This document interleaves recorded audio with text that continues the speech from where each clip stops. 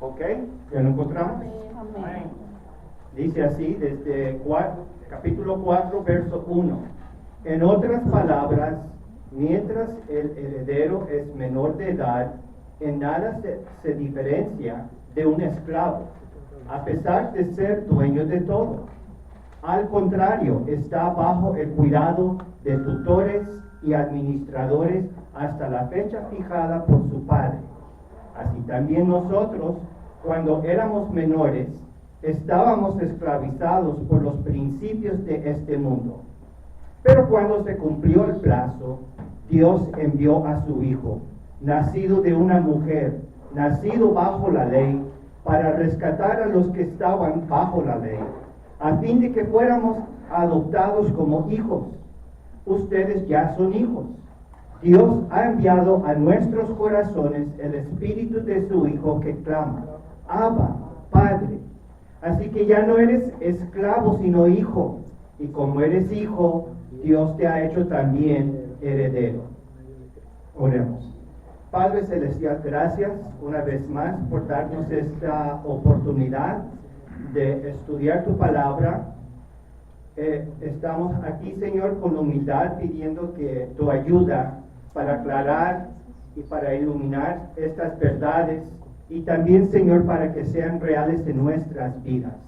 Nos ponemos en tus manos y pedimos tu sabiduría y tu fuerza para vivir lo que estamos estudiando. En el nombre de nuestro Señor y Salvador Jesucristo pedimos todo esto. Amén. Gracias, pueden tomar los asientos. Ahora en las fábricas donde hay producción de ciertos aparatos, carros, lo que sea, hay un tipo de producción, un tipo de hacer las cosas que se llama justo a tiempo. Se llama justo a tiempo. El sistema Just in Time, en su definición, es una filosofía de organización de la producción que se centra en la mejora de la eficiencia, la reducción de los costes gracias a un mejor control y una mayor coordinación de la cadena de suministro. Básicamente se basa en recibir los insumos y fabricar los productos justo a tiempo, es decir, poco antes de que se entreguen y solo en las cantidades necesarias. Esto reduce o incluso puede llegar a eliminar la necesidad de almacenar y trasladar la materia prima del almacén a la línea de producción, en el caso de una fábrica. En general, el sistema justo a tiempo tiene tres objetivos principales: reducir el tiempo de inventario, minimizar el tiempo de espera y mejorar la calidad de producto. Así que parece que es un sistema que está teniendo éxito en muchas fábricas, justo a tiempo. Y pensé en eso porque pienso que Pablo en la carta de Gálatas está diciendo que Cristo nació justo a tiempo. Cuando dice en verso 4, cuando se cumplió el plazo, Dios envió a su Hijo. Es interesante este concepto de justo a tiempo, es decir, que Jesús nació ni un año tarde, ni un año temprano, nació justo a tiempo. Jesús no podía venir a este mundo hasta que Dios hiciera primero una preparación. El mundo tenía que ser preparado para recibir a Cristo. ¿Cuál fue esa preparación? El libro de Gálatas es un libro interesante, y es interesante porque encontramos a Pablo medio enojado con una congregación. A veces Pablo se enojaba con las congregaciones que él fundaba y les escribía cartas fuertes. Este es, yo creo, el caso más severo, donde está más fuerte su enojo con ellos. Vean, por ejemplo, Gálatas 1:6. Pablo dice: me asombra que tan pronto están dejando ustedes a quien los llamó por la gracia de Cristo para pasarse a otro evangelio. No es que haya otro evangelio, sino que ciertos individuos están sembrando confusión entre ustedes y quieren tergiversar el evangelio de Cristo. Entonces rápido, dice, me asombra, tan pronto ustedes están dejando el evangelio que yo les prediqué. Y eso es el verso 6. Por lo regular Pablo empieza con saludos y entra en una carta lentamente, pero aquí directo al grano. Y en 3:1 está más fuerte todavía. Gálatas, torpes, ¿quién los ha hechizado a ustedes? Ante quienes Jesucristo crucificado ha sido presentado tan claramente. Solo quiero que me respondan a esto. ¿Recibieron el Espíritu por las obras que demanda la ley o por la fe con que aceptaron el mensaje? Tan torpes son, después de haber comenzado con el Espíritu, ¿pretenden ahora perfeccionarse con esfuerzos humanos? ¿Han tenido tantas experiencias en vano? Entonces, ¿qué dirían ustedes? Que Pablo está medio enojado, bastante enojado, porque Pablo fundó esta iglesia en esta región de Gálatas. Pablo fundó las iglesias y Pablo les predicó y presentó el evangelio muy claramente a través de muchas ocasiones. Pero después que Pablo se fue, llegaron otros con un mensaje engañoso. Estos otros se llaman los judaizantes. Ahora recuerden que los gálatas son griegos. Parece que no hay mucha influencia judía en esta región, en esta iglesia. Principalmente son griegos. Y los judaizantes decían a los griegos, a los gálatas, dijeron, está bien que creen en Jesucristo, todo eso está muy bien, y que lo reciban y que lo sigan a Él, está muy bien, pero les falta más. Tienen que también ser circuncidados, y hay que guardar la ley de Moisés, y guardar el sábado, y guardar todos los días especiales, los festivales que están en la ley de Moisés, y evitar las comidas prohibidas en la ley de Moisés. Básicamente les decían que para ser cristianos tenían que ser también judíos por completo. Judíos por completo. Y los gálatas estaban creyendo todo esto. Lo estaban aceptando, lo estaban implementando. Y eso fue lo que a Pablo le molestó y le dio todo este enojo. Y por eso los regaña.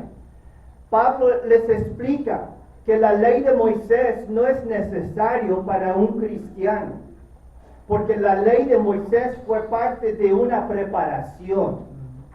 No es el fin, no es el objetivo para los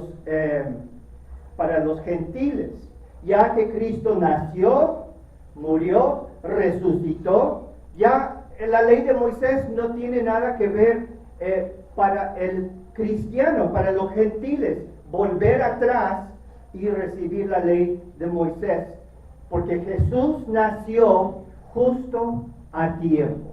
¿Cuándo nació Jesús? Voy a decir 3 tiempos cuando Él nació. Primeramente, nació justo cuando fuimos esclavos. Jesús nació justo cuando fuimos esclavos.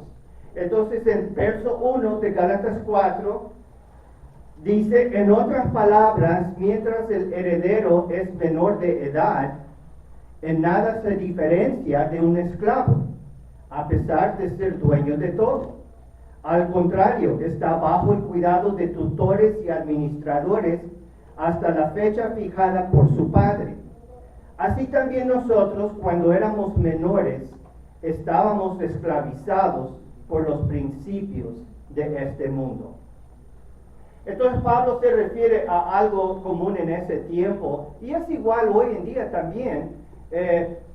Aunque el padre de una familia, de un hogar, aunque sea rico, y tenga hijos que van a ser son los herederos, los hijos de los negocios de su papá. Pero cuando son pequeños, no tienen nada. Más bien, el padre del hogar emplea a otros esclavos y los manejan, los llevan a la escuela. Y esos niños no quieren ir a la escuela, no tienen cuentas en el banco, no tienen básicamente nada. ¿Por qué? Porque son pequeños, pero también necesitan ser preparados para algún día asumir todas esas responsabilidades de su padre. Siendo herederos de pequeños necesitan preparación. Y Pablo está diciendo que antes que nosotros oyéramos de Cristo, antes de que Cristo entró a nuestras vidas, Dios ya nos estaba preparando a nosotros. Dios tenía que hacer un trabajo de preparación en nuestros corazones, entrenándonos. Dice Pablo, estábamos esclavizados por los principios de este mundo. La palabra significa principios básicos. ¿Cuáles son estos principios básicos que nos esclavizaban? En Colosenses 2:8 Pablo dice algo similar. Dice, cuídense de que nadie los cautive con la vana y engañosa filosofía que sigue tradiciones humanas, lo que va de acuerdo con los principios de este mundo y no conforme a Cristo. Entonces aquí Pablo dice, estas cosas que nos esclavizaban eran vanas y engañosas filosofías que siguen tradiciones humanas. Entonces, cuando Pablo dice que fuimos esclavos número uno a la religión humana. La religión humana. Ahora nosotros, ustedes saben que se usa esto, la palabra religión, pero la palabra bíblica es el evangelio, eso es lo que nos salva, ¿verdad? La religión no salva. Dice Pablo en Gálatas 4:8, le dice a ellos, antes cuando no conocían a Dios, ustedes eran esclavos de lo que en realidad no son dioses. Ahora ellos, antes de conocer a Cristo, ¿qué eran? Paganos. Tenían la religión griega, los mitos, los filósofos, Sócrates, Platón, Aristóteles. Todo esto, estas personas creían y vivían en eso. Dice, eran esclavos de lo que en realidad no son dioses. Verso 9. Pero ahora que conocen a Dios, o más bien que Dios los conoce a ustedes, ¿cómo es que quieren regresar a esos principios ineficaces y sin valor? Ahora, esto es interesante porque los judaizantes los quieren llevar a ellos a esclavizarlos ¿con qué? Con la ley de Moisés. Observar, guardar el sábado y todo esto. Pero Pablo dice, si van siguiendo la ley de Moisés, es como cuando fueron esclavos antes a su religión pagana. Es la misma cosa. Dice, ¿quieren volver a ser esclavos de ellos? Ustedes siguen guardando los días, los meses, las estaciones y los años. Temo por ustedes que tal vez me haya estado esforzando en vano. Ahora los gálatas se estaban dejando esclavizar dice aquí, por lo que no eran dioses. Entonces, ¿qué eran? Demonios. Eran fuerzas espirituales. Y Pablo dice que se están dejando esclavizar otra vez. Pablo habla también que la ley de Moisés es como esos principios básicos de este mundo. Porque ahora está hablando con los gálatas, que no eran judíos. No están ellos regresando a la ley, pero sí ellos están retrocediendo, regresando del evangelio que Pablo los predicó. En Gálatas 3:24, Pablo dijo, la ley vino a ser nuestro guía, encargado de conducirnos a Cristo. Pero ya que la ley, para quienes eran judíos, la ley los llevó a Cristo. Porque la ley, ahorita vamos a ver más, la ley nos enseña que somos pecadores perdidos. No podemos guardar la ley.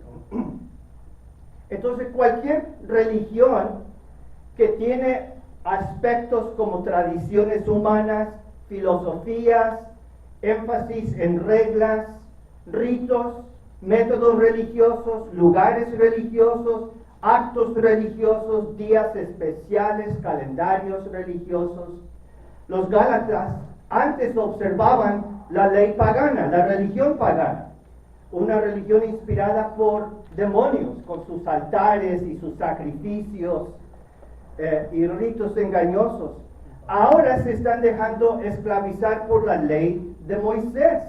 Y dice que están observando días, están guardando días, meses, estaciones y años. ¿Por qué es tan importante para los judíos en la ley de Moisés guardar todas estas fechas? Porque para ellos eso es lo que salva. Es su ley, lo que mandó Moisés. Alguien me dio una vez un calendario en Israel, que era un calendario religioso. Y en ese calendario, el viernes y el sábado publican con mucha precisión la puesta del sol. Por ejemplo, la puesta del sol en Jerusalén, o la puesta del sol en Tel Aviv, o en Haifa. En cada ciudad tiene, porque el sol no se pone al mismo momento, ¿verdad? Tel Aviv está un poquito más al occidente de Jerusalén, entonces se pone el sol más temprano. Pero ¿qué sucede cuando se pone el sol? Empieza el sábado, ya no puede uno trabajar, o está quebrantando la ley de Moisés. Tampoco puede prender fuego. Entonces tenían que saber con mucha precisión todos estos calendarios. Y los gentiles gálatas se dejaron creer, se dejaron convencer que esto es importante, tan importante como para creer en Cristo también. Están totalmente confundidos. Los gálatas iban de una religión pagana a la religión de los judíos. Pero Pablo dice, están regresando a principios ineficaces y sin valor. Porque la religión no es importante. La religión bautista, la religión católica, judía, musulmana, hindú, todo tiene esto en común, que se basa en tú te basas en tus propios méritos para tener acceso a Dios. Cumples con ciertas reglas, las reglas cambian entre los hindús y entre los musulmanes o los católicos, son distintas reglas, pero tú cumples con esas reglas y dices, ahora Dios me recibe, Dios me acepta, hoy estoy en el favor de Dios porque cumplí con las reglas, hoy cumplí con las reglas bautistas y fui a la iglesia y canté y hasta aplaudí durante los cantos. Estoy bien, estoy muy bien con Dios. Todo esto es religión. Pero la realidad es el Evangelio. Cuando fuiste esclavo, tú no buscaste a Dios. Dios envió su Hijo a buscarte a ti y a darte la libertad. Amén. Así que Jesús nació en Belén justo cuando fuimos esclavos. Número 2, ¿cuándo nació Jesús? Justo cuando se cumplió el plazo. Eso dice el verso 4. Cuando se cumplió el plazo, Dios envió a su Hijo, nacido de una mujer, nacido bajo la ley, para rescatar a los que estaban bajo la ley, a fin de que fuéramos adoptados como hijos. Entonces, el Antiguo Testamento termina con ¿qué libro? Malaquías. Y termina con una promesa, o tal vez una amenaza. Cuando dice, Malaquías 4:5, estoy por enviarles al profeta Elías, antes que llegue el día del Señor, día grande y terrible.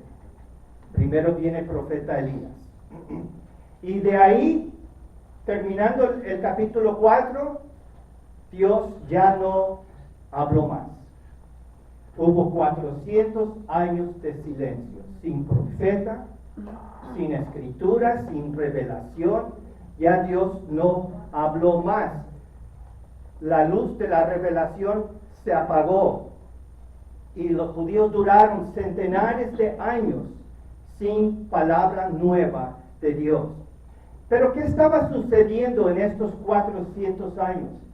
Había una preparación para el Evangelio. Dios estaba preparando el mundo para enviar su Hijo a redimir los que estaban esclavizados bajo la ley. Primeramente fue Alejandro Magno. ¿Qué fue lo que hizo Alejandro Magno? Conquistó desde Grecia, llegó por todo Egipto, la Tierra Santa, Siria, Asiria, Babilonia, Persa, llegó hasta la India. Conquistó un imperio enorme. ¿Y qué fue lo que dio al mundo con sus conquistas? Lo que el hermano Urbanski estaba tratando de pronunciar hoy. El idioma griego. ¿Ok?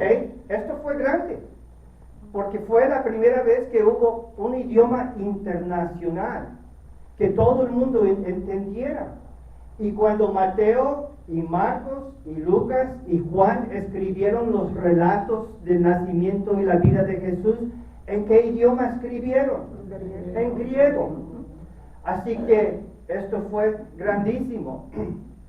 No solamente eso, sino en Egipto, algunos eruditos judíos hicieron una traducción del Antiguo Testamento de hebreo a griego. ¿Cuánta gente leía hebreo en el mundo en ese tiempo? Nadie. Muy poquita, ni siquiera los judíos, ellos estaban perdiendo el conocimiento del hebreo. Pero se tradujo a griego y de repente todos los paganos que aprendieron griego en todo el mundo donde Alejandro Magno conquistó tenían acceso a las escrituras. Y muchos de ellos se estaban convirtiendo. Había muchos gentiles de habla griega que iban a la sinagoga y participaban o querían saber más acerca de ese Dios. Tal vez no se convirtieron hasta ser 100% judíos, pero estaban aprendiendo de Dios porque tenían acceso a la Septuaginta, la traducción en griego. O sea, esto fue parte de lo que Dios estaba haciendo para preparar al mundo para la venida, para enviar a su Hijo. Después se levantó, ¿qué otro imperio? Los medo-persas. Se levantó después, eventualmente se levantó el de Roma, los romanos. Ahora los romanos tuvieron un impacto muy grande porque los romanos eran constructores, eran ingenieros.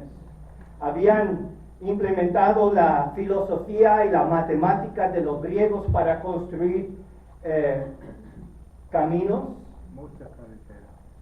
calles, acueductos, puentes, y básicamente conectaron todas las ciudades una con otra. Uno podría viajar en un camino hasta Roma por todo lo que construyeron. ¿Y qué más trajo Roma para el mundo? La paz. La paz, que se llama Pax Romana, la paz romana. Ahora no es una paz completa, pero lo que hicieron era limpiar los mares de los piratas y los bandidos de la tierra, de manera que uno podría viajar sin temor. Así que cuando los primeros misioneros, los apóstoles, salieron de Jerusalén y empezaron a llevar las buenas nuevas, tenían muy buenas calles, tenían la protección de Roma, y todo esto fue parte de la preparación para el mundo.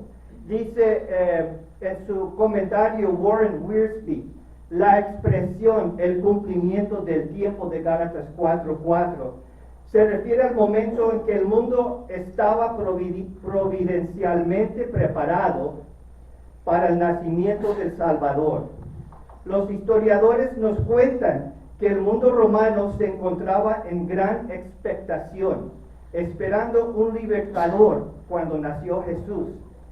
Las antiguas religiones morían, las viejas filosofías estaban vacías e incapaces de cambiar la vida de los hombres. Nuevas y extrañas religiones de misterio invadían el imperio. La bancarrota religiosa y el hambre espiritual reinaban por doquier.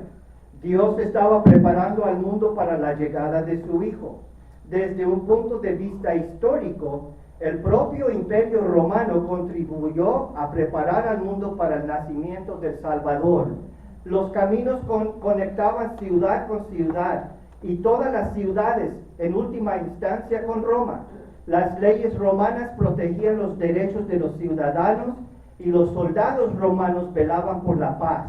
Gracias a las conquistas griega y romana, el latín y el griego eran conocidos en todo el imperio. El nacimiento de Cristo en Belén no fue un accidente, fue una cita. Jesús vino en el cumplimiento del tiempo. Es impresionante ver cómo Dios estaba trabajando, preparando el mundo en cuanto a la paz, a las construcciones, al idioma griego y también el hambre espiritual que existía entre las personas. Dios envió a su Hijo, ¿ok? Dice en el 4, cuando se cumplió el plazo, Dios envió a su Hijo. Ahora piensen un poquito en esto es un poquito misterioso, ¿no les parece? Porque tenemos Dios y tenemos el Hijo. Ahora, muchas veces piensan que Jesús llegó a ser el Hijo de Dios cuando nació en Belén, pero no es así. Dios envió su Hijo a Belén, pero era su Hijo, y eternamente ha sido su Hijo. Proverbios 30 y verso 4 dice: ¿quién ha subido a los cielos y descendido de ellos? ¿Quién puede atrapar el viento en sus manos o envolver el mar en su manto? Ahora están pensando quién sería. ¿Quién ha establecido los límites de la tierra? ¿Quién conoce su nombre o el de su Hijo? Seguramente tú lo sabes. Interesante. ¿Quién conoce su nombre? Es Dios. O el nombre de su Hijo, que puede atrapar los vientos en sus manos. Juan 3:16. Porque tanto amó Dios al mundo que dio a su Hijo único, para que todo el que cree en Él no se pierda, sino tenga vida eterna. Ya era su Hijo, eternamente ha sido su Hijo. Juan 8:42, Jesús dice: yo he venido de Dios y aquí me tienen. No he venido por mi propia cuenta, sino que Él me envió. Él me envió. Entonces, ¿en qué sentido la segunda persona de la Trinidad es Hijo de Dios? Estos términos hablan de la relación entre Padre y Hijo. La relación entre ellos es una relación como de padre con hijo. Pero hay que recordar que ambos, el Padre y el Hijo, comparten todos los atributos de deidad. Son eternos. Las dos personas existen por la eternidad, omnipresentes, omnipotentes, etc. Todos estos atributos tanto son del Padre como también del Hijo. Pero miramos que el Padre envió y el Hijo obedeció. ¿Cuán grande es esto? ¿No? Si nos ponemos a pensar que el Padre enviara su Hijo, que ha sido su Hijo eternamente, para redimir a los que estaban esclavizados. Y luego dice, nacido de una mujer.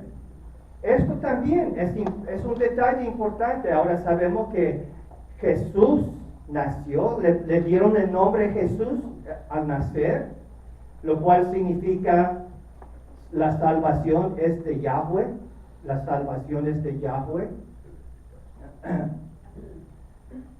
Pero estamos hablando cuando dice nacido de una mujer, de una profecía muy antigua que encontramos en el capítulo 3 de Génesis. En el capítulo 3 de Génesis, ¿qué sucedió? Adán y Eva pecaron y ahora están para ser expulsados del huerto. Y ha habido una separación, una división. Ya el ser humano ya no goza el acceso a Dios y parece que la serpiente ganó una gran victoria. Pero al maldecir, Dios maldijo la serpiente, maldijo al hombre y la mujer y la tierra. Y al maldecir primeramente la serpiente hubo una promesa de esperanza. Génesis 3:14, Dios el Señor dijo entonces a la serpiente, por causa de lo que has hecho, maldita serás entre todos los animales, tanto domésticos como salvajes. Te arrastrarás sobre tu vientre y comerás polvo todos los días de tu vida. Pondré enemistad entre tú y a la mujer, y entre tu simiente y la de ella. Su simiente te aplastará la cabeza, pero tú le herirás el talón. Oh, aquí hay algo interesante, ¿verdad? Que de la mujer, de la simiente de la mujer, vendrá alguien que va a lograr aplastar la cabeza de la serpiente, que sabemos que quién es. Satanás, el diablo. Y va a ser un solo hombre. El diablo le herirá el talón de esta persona que viene. Pero aquí está, en Belén, ha nacido, dice Pablo, nacido de una mujer. El Hijo Eterno se ha encarnado, es descendiente de Eva, nacido a través de su madre María. Y en la cruz, la serpiente, Satanás, sí logró herir fuertemente a la simiente de la mujer, a Jesucristo, en el calcañar, en el talón. Pero muy pronto Cristo vendrá en las nubes y terminará con esa serpiente para siempre. Amén. Amén. Jesús es el hijo de Adán y Eva, hijo de David, hijo de María, y es la simiente esperada desde ese día triste en el huerto de Edén. Y luego es nacido de una mujer, nacido bajo la ley, dice Pablo. Jesucristo entró al pacto porque es un israelita de la tribu de Judá, y Dios había hecho pacto con el pueblo de Israel, con las 12 tribus. Jesús entró en ese pacto, fue circuncidado el 8º día, como todos tenían que ser para entrar en el pacto. Y él vivió toda su vida bajo la ley de Moisés. Por eso dicen, nacido bajo la ley. Ahora sí, fue condenado a muerte, pero no por ningún crimen o pecado que él haya cometido. ¿Por qué fue condenado a muerte? Porque había dicho que es un rey, lo cual resulta la verdad. Él no mintió, es un rey. Jesús no solamente guardó la ley, hizo otra cosa. Dice que cumplió la ley. Ahora, Jesucristo obedeció la ley de Moisés, el pacto que Dios dio con Israel. 100% nunca falló ni en un detalle. Inclusive invitaba a las personas a decir, ¿dónde he pecado? A ver, ¿en qué me condenan? Y trajeron testigos y inventaron cosas, pero no pudieron coincidir en nada. Jesús es el único justo, ¿cierto? El único justo. Pero la justicia que Él generó con una vida perfecta es la justicia que Él regala a los pecadores que creen en Él. Amén. Porque dice que Él nació para rescatar a los que estaban bajo la ley. Ahora, Él habla con los Gálatas porque los Gálatas quieren regresar a la ley de Moisés. La ley de Moisés no es nuestro amigo. Los 10 mandamientos no nos ayudan. Lo único que hace Moisés es condenarnos a todos. Los 10 mandamientos nos matan. Pablo dijo en Romanos 7:10, se me hizo evidente que el mismo mandamiento que debía haberme dado vida me llevó a la muerte, porque el pecado se aprovechó del mandamiento, me engañó y por medio de él me mató. El camino a la vida eterna no se encuentra en la ley de Moisés. Tampoco se encuentra en los 10 mandamientos. El camino a la vida eterna no se encuentra en una religión. Ni por ser bautista uno va a ser salvo. No se encuentra en ninguna religión. No hay nada que tú pudieras hacer para escapar la esclavitud y la condenación de la ley. Pero aquí está la buena noticia. El eterno Hijo de Dios ha venido a este mundo para rescatar precisamente a estas personas. Cristo te buscó primero. Cuando tú fuiste esclavo, cuando fuiste condenado por la ley, Cristo nació, murió y resucitó. No hay que hacer nada. No hay que obrar o generar méritos para tener el favor de Dios. Solamente cree en Cristo. Él lo hizo todo. Y Él lo hizo a nuestro favor, justo cuando se cumplió el plazo. Y número 3, justo cuando Dios quería hijos. Jesús vino justo cuando Dios quería hijos. En verso 6 dice Pablo, ustedes ya son hijos. Dios ha enviado a nuestros corazones el espíritu de su Hijo que clama, Abba, Padre. Así que ya no eres esclavo, sino hijo. Y como eres hijo, Dios te ha hecho también heredero. Ahora hemos visto que hay un solo eterno Hijo de Dios. Fue el Hijo de Dios por toda la eternidad. Y hay un lugar donde miramos cómo se relaciona el Hijo con el Padre. En Marcos 14:35, Jesús estaba en el huerto de Getsemaní hablando en intimidad con su Padre y le dice, yendo un poco más allá, se postró en tierra y empezó a orar, que de ser posible no tuviera él que pasar por aquella hora. Decía, Abba, Padre, todo es posible para ti. No me hagas beber este trago amargo, pero no sea lo que yo quiero, sino lo que quieres tú. Entonces ahí salió Abba, Padre. Esa palabra del arameo significa papá. Papá es algo muy íntimo y es natural para el Hijo, para el Hijo eterno. Así conversaba. Tenemos aquí una foto, un instante donde se nos grabó cómo Jesús hablaba con su Padre, con ese respeto, con esa sumisión y con esa intimidad. Papá,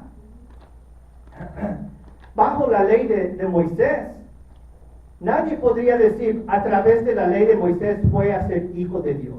Eso no existía en el Antiguo Testamento. ¿Qué era Moisés? Moisés era siervo de Dios. Siervo de Dios. Un siervo es un esclavo, pero no es un hijo. Pero mira lo que uno recibe bajo el nuevo pacto. Aquí hay 3 beneficios, menciona Pablo. Número 1, uno recibe una nueva relación con Dios. Llegamos a ser ¿qué? Hijos. Llegamos a ser hijos, lo que el antiguo pacto jamás dio. Ahora no como Jesús es hijo, porque Jesús es el eterno hijo. Pero nosotros llegamos a ser hijos que adoptados. hijos adoptados. Y si somos hijos adoptados, ¿eso es un detalle importante? No, porque legalmente, si uno es adoptado, es hijo. Tiene todo el derecho de un hijo natural.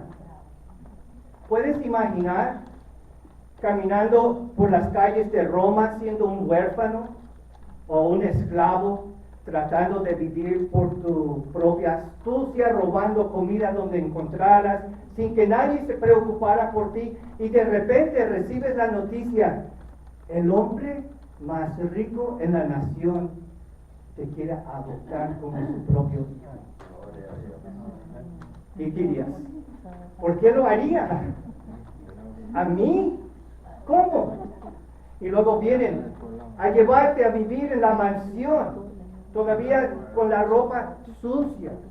Somos llamados hijos de Dios. Nunca pasó algo semejante en todo el Antiguo Testamento. Juan dice en 1 de Juan 3, fíjense qué gran amor nos ha dado el Padre, que se nos llame hijos de Dios, y lo somos. El mundo no nos conoce precisamente porque no lo conoció a Él. Queridos hermanos, ahora somos hijos de Dios, pero todavía no se ha manifestado lo que habremos de ser. Sabemos, sin embargo, que cuando Cristo venga, seremos semejantes a Él, porque lo veremos tal como Él es. Todo el que tiene esta esperanza en Cristo se purifica a sí mismo, así como Él es puro. Qué esperanza tan grande que tenemos como hijos de Dios. También recibimos no solamente una nueva relación, sino una nueva naturaleza. Dice en verso 6, ya no son hijos, ustedes ya son hijos. Dios ha enviado a nuestros corazones el espíritu de su Hijo que clama: Abba, Padre. Ahora tenemos toda la Trinidad obrando a nuestro favor. El Padre envió el Hijo al mundo cuando se cumplió el plazo. El Hijo nació, murió y resucitó y ascendió. Ahora el Padre envió el Espíritu de su Hijo. ¿Dónde? A nuestros corazones. Es el Espíritu de Cristo que clamó en el huerto de Getsemaní: Abba, papá, Padre. Clamaba constantemente el Espíritu de Cristo, y ahora ese mismo Espíritu ha sido enviado por Dios Padre, a nuestros corazones. Tim Keller dice: ¿por qué usaría Pablo una frase idiomática aramea en una carta a los Gálatas de habla griega, quienes probablemente desconocían el arameo, el idioma común de Israel? Buena pregunta. Cuando dice Abba, Padre, los griegos no saben arameo, eso no tiene significado para ellos. Dice, porque Jesucristo la usó al dirigirse a su Padre, Marcos 14:36. Era un término familiar y audaz para dirigirse al Señor Todopoderoso.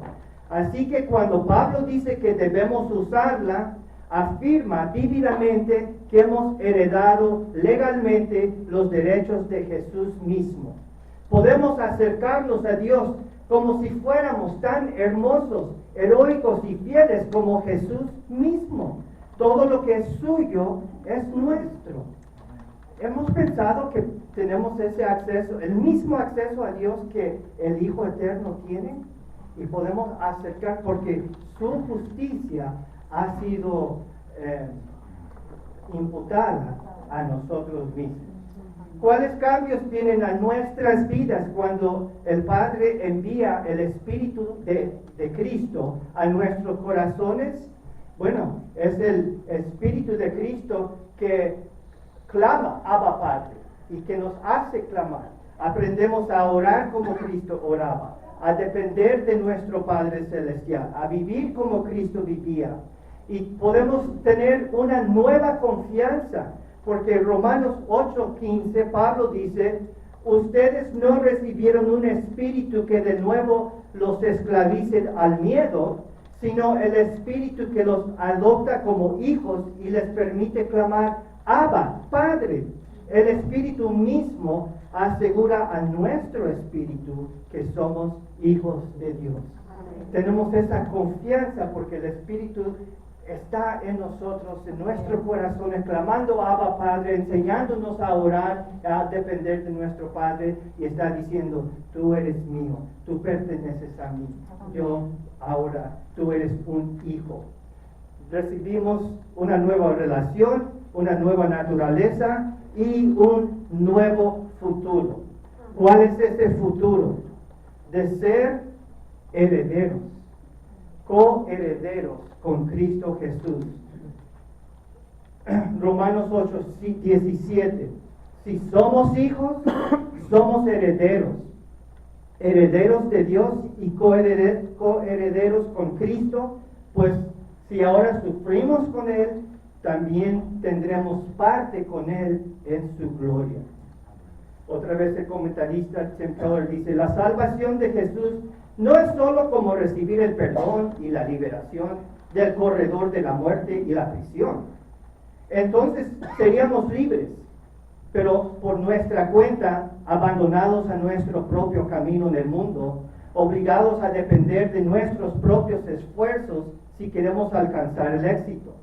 Pero en el Evangelio descubrimos que Jesús nos ha sacado del corredor de la muerte y nos ha colgado del cuello la medalla de honor del Congreso. Somos recibidos, acogidos como héroes, como si hubiéramos logrado hazañas extraordinarias, porque somos hijos en Cristo Jesús. Amén.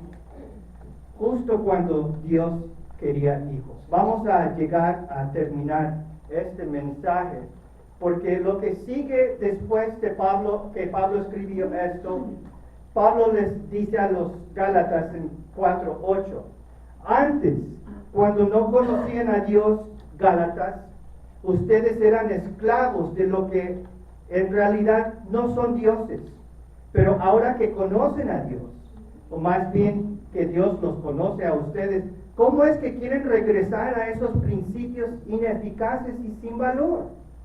¿Quieren volver a ser esclavos de ellos? Ustedes siguen guardando los días, los meses, las estaciones y los años.